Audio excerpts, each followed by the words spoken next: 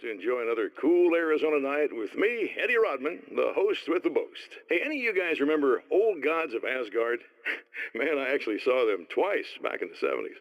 I was just a kid then, but my dad worked at this club, and he'd sneak me in to see bands all the time. You know how it is.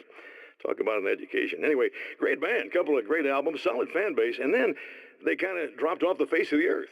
Well, now, almost 4 decades later, they're making a comeback. And let me tell you, these boys have seen a lot of road. There's some serious rock and roll veterans, because they weren't too young even back in the day. Well, now I've got Odin and Tor Anderson, two of the original Old Gods, in the studio with me, along with their manager, Barry Wheeler. Nice to have you guys here. Oh, hey, great to be here, Eddie. Yeah, hey. Hello! Now, boys, let me just come out and say this, all right? Spring chickens, you ain't. I mean, you guys, you make the Stones look young. You're only as old as you feel. Who you calling old?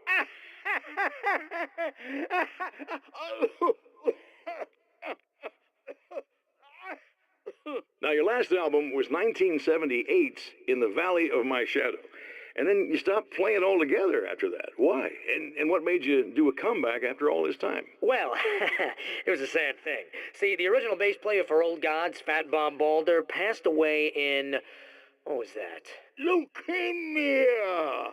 Bob had leukemia, poor bastard. Yeah, after that, we didn't feel like playing no more. Long story short, I ran into these guys up in Washington, and it was obvious to me that they still got it. So I figured, hey, let's make some music, right? And they went for it. Now, Barry, you were a literary agent before this, right? Uh-huh. Yeah, and you were very successful.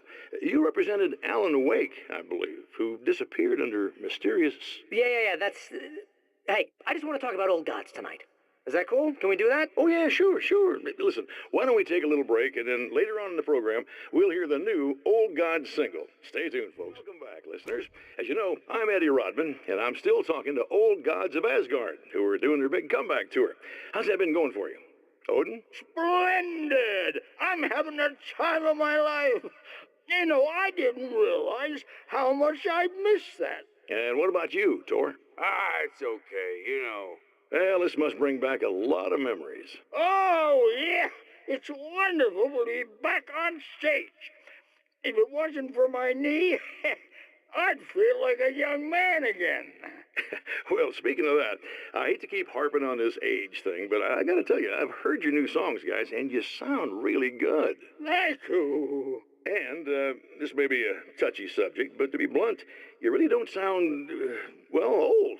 I mean the difference between your speaking voice and your singing voice, it's pretty striking. What the hell are you talking about? You saying it's not us singing on that record? What? What's he talking about? No, I'm not saying that, guys, but I can't help noticing the difference. Son, you're on thin ice. You calling me a liar? Whoa, hey, let me just step in here for a moment, boys.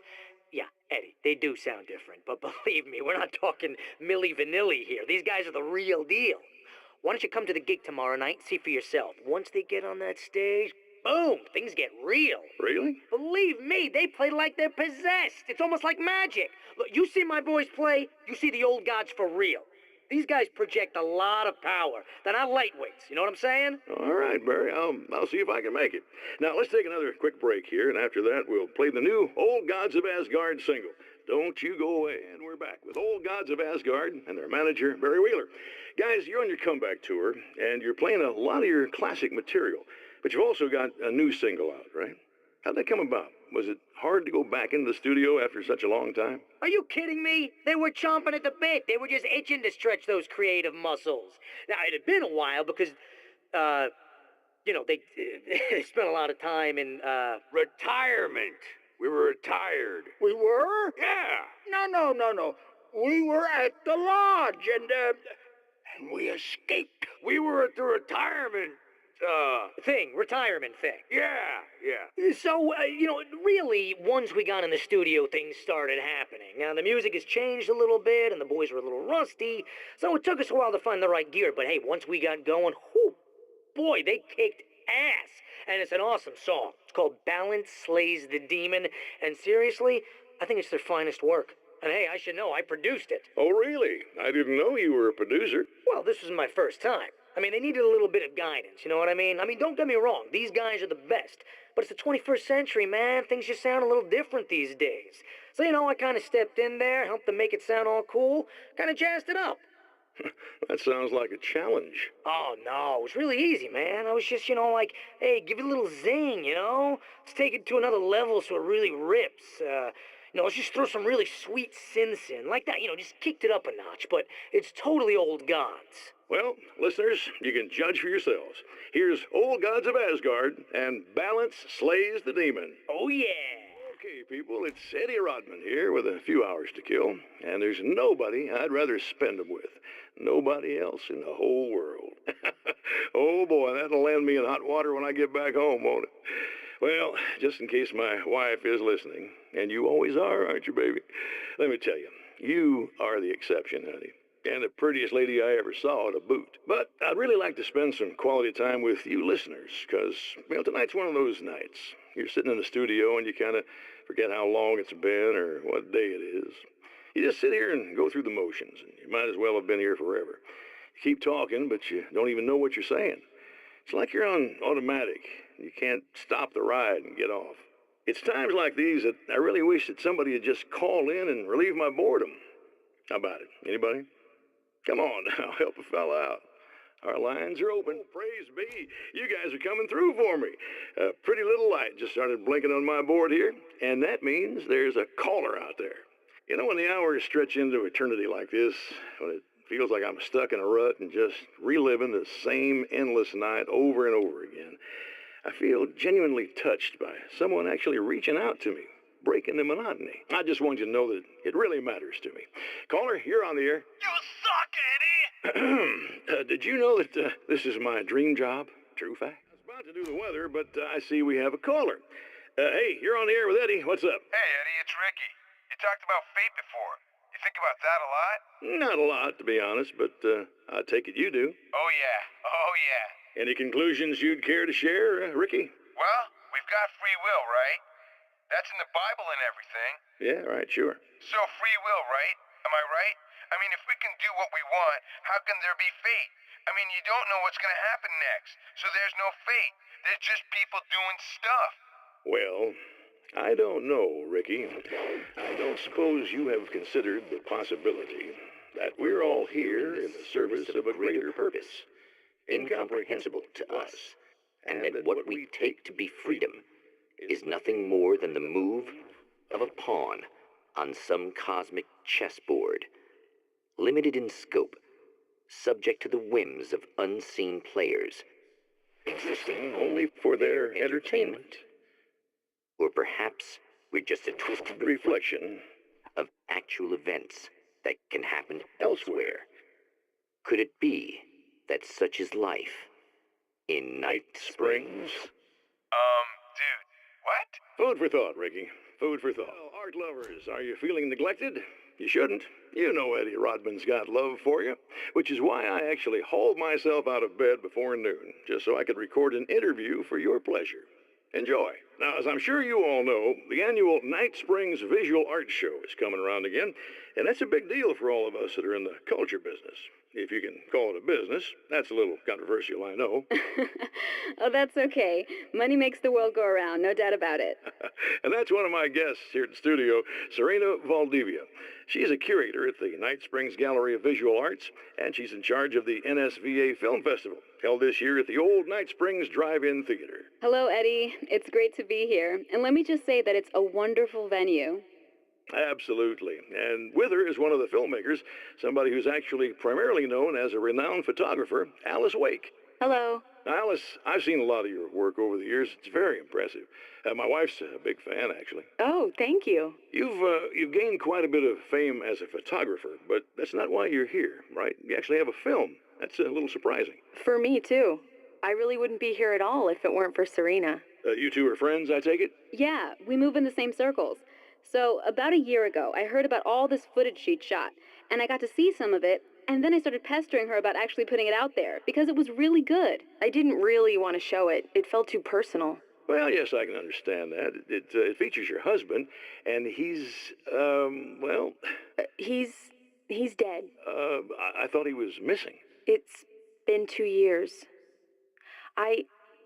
This sounds awful, but yes, I believe he's dead. Otherwise he would have, well, you know. Yeah, I understand. Well, hold that thought, and we'll be right back. Tuning in for the second part of our interview with Serena Valdivia and award-winning photographer Alice Uэйke. Now, Alice, we were talking about your husband, Alan Uэйke. Is that a sore subject for you? Well, a little bit. Of course it is. The way I see it, we had our good times and our bad times, and on the whole, we had a lot of good times. He really made me happy. I don't mind being reminded of him. So you're over him? I don't know if I'll ever be that, entirely. I still think about him every day, literally. I still find myself hoping for... Well, sometimes I think I see him just standing somewhere, watching me. I think most people who lose someone they love experience things like that. But on the whole, I'm doing all right. 2 years is a long time to adjust, and I'm not really the type to wallow in the negative. Well, I know there are a lot of stories about Alan. He seemed to have something of a wild streak. That's not really what our show is about, though. Look, all that stuff really gets blown out of proportion. He had his problems, but it's really frustrating for me because people like to talk. They love to tell these crazy stories, and they never really knew him at all. Well, the character he created, Alex Casey, is a household name. The books still continue to sell. There's been talk of a TV series, a movie, a video game. Must be nice to know that his work is still being appreciated by so many readers. Yes, of course, but I don't really deal with the business side. I leave that to Alan's agent. That would be Barry Wheeler. Actually, I just interviewed him. He's currently in the music business. Mm-hmm. And he's also Alan's best friend. Do you two keep in touch, or? We talk regularly. Like I said, he handles the business side. I think we should talk about her film. Yes, of course, you're right. I'm Eddie Rodman, talking to Alice Uэйke and Serena Valdivia, and we'll be right back, folks, and welcome to the third part of our pre-recorded interview with Serena Valdivia and renowned photographer Alice Uэйke. So, tell me about the film. It's called Sunrise, and it really wasn't something I ever thought of as an actual film. It was just footage, things I saw and happened to shoot.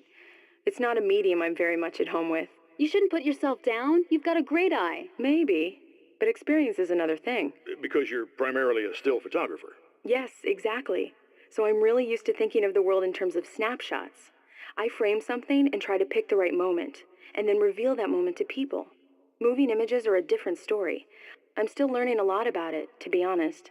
So this is a new thing for you? Or maybe I'm just a slow learner. But showing it like this is definitely a new step for me. It's a little weird taking something this intimate and showing it to everybody. Not that the material itself is somehow shocking. It's just that those were private moments. But that's why it works, because it feels genuine. It's not so much a story as it is a sort of an echo, showing us how you saw your husband at the time. It's not really about the sunrise itself or Alan watching it. It's about you two together. I suppose. It's funny, looking at it now, especially now that it's been edited like that. It takes on a life of its own, almost. It's a kind of a fantasy. Well, there's nothing wrong with that. No, you're right. I'm glad you talked me into it.